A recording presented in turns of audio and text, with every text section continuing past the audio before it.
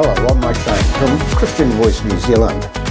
Now, over the past year, I've spoken on a few topics repeatedly, and one of them has been the possibility of an all-out conflict of war.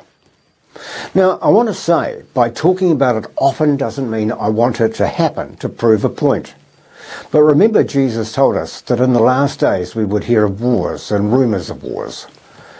This year, and more so now as 2024 draws to a close, we've reached a moment in history that none of us will ever forget.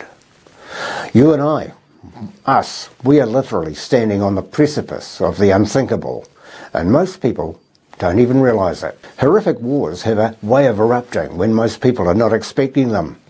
Hardly anybody expected a global war to erupt in 1914, but then tens of millions died over the next 4 years. Hardly anybody expected a global war to erupt in 1939, but once again, tens of millions died over the next 6 years. This time around, what is happening should be glaringly obvious to everyone. I've never wavered about telling you of what's to come, but specifically warning about what is taking place right now for as long as I can remember. If we don't change course, not tens of millions, but billions could die during the nightmarish global wars that are rapidly approaching. And yet the signs, the warnings, the predictions, they're on our daily international news feeds. And we still ignore the beating drums of war. Instead, New Zealand media reporters like Mikey Sherman and Jenna Lynch, they get breathless over reports as to whether a parliamentary minister had a drink before calling some worker a loser, or they're still looking for that gotcha moment. And they're trying to sell it to us as something that you and I, need to know. But ask anyone if they are aware of what China is up to in the South China Seas.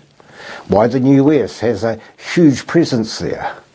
Or what about the news of just a few days ago? President Xi Jinping boldly talking about preparation for war as he was dressed in his military fatigues.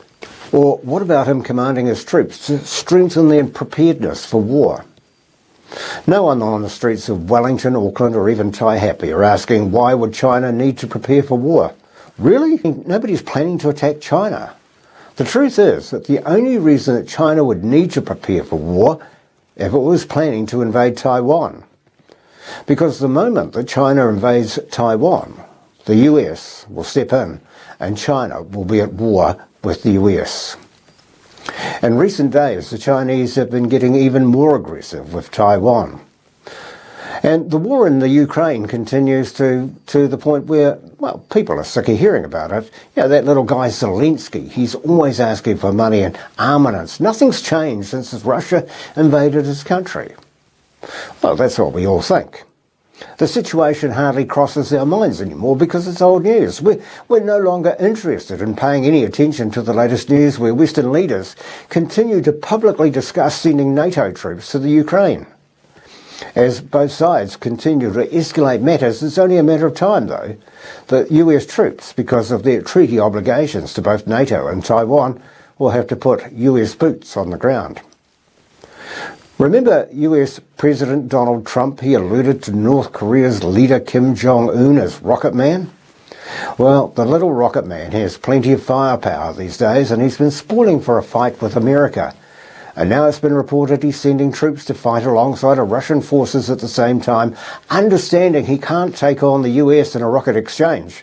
He's now focusing on his neighbours South Korea instead, and he's doing really dumb things to antagonise the Southerners into a declaration of war. Now, fair to say North Korea has a bigger military force than its neighbours, so if the North invades the South, it won't survive. And hello, guess who? The US are going to have to step in again. Are you getting the picture? The dogs of war, China, Russia, North Korea, they're barking at the door. They're salivating at the thought of destroying the US military. But right now, that military force has its focus on the Middle East because that conflict could spiral completely out of control at any moment. But none of that is important to the people of Dargaville or Palmerston North, simply because our media's focus is on why our Prime Minister isn't as popular as his predecessors, rather than what's happening overseas. If it does present any news about the world situation, it's about Israel sending its rockets into Gaza and Lebanon, about how it blows up hospitals and schools, and how it's the aggressor because it defends itself as it fights conflicts from three sides. Jesus told his followers, you'll hear rumours of wars, nations will rise against nations, but don't be afraid, as these things must happen. Let me finish this off by quoting the Commanding General of the United States Pacific Forces, General Charles Flynn, who told a conference in Washington, D.C. last week. He said that the US authoritarian rivals, Russia, China, Iran and North Korea, have been placing increased pressure on American military resources. He went on to describe the technology and the military alliances between the authoritarian states as a very dangerous combination. The US military, he says, is not the overwhelming global force that it once was. Well, there's an admission for you.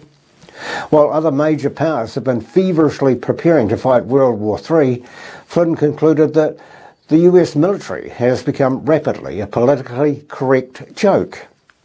Now, the day of reckoning is upon us. We're not ready, he said. Well, what about you? Are you ready for what's to come? Have you ever wondered why our government is keen on a military alliance with the West? Why our government is putting more money into our defence?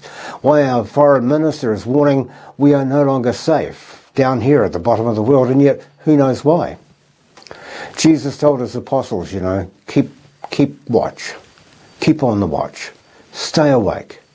Look at the signs. And this is what we here at Christian Voice New Zealand, we've been doing. But who's listening? Who's dismissing the warnings? Who's not heeding the advice to make things right with ourselves, our families, and most importantly, our Creator? The signs are there if you want to see them.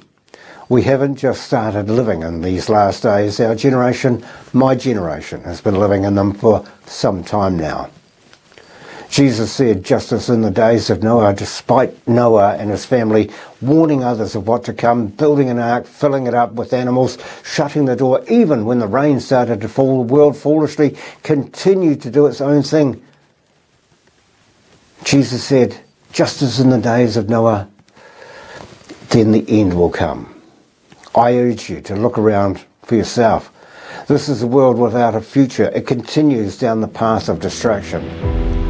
But there is hope. And what is that? Hope? Biblical hope is not the desire of something good in the future, but a confident expectation that's based on God's promises. Now that is something that Mikey and Jenna could be breathless about.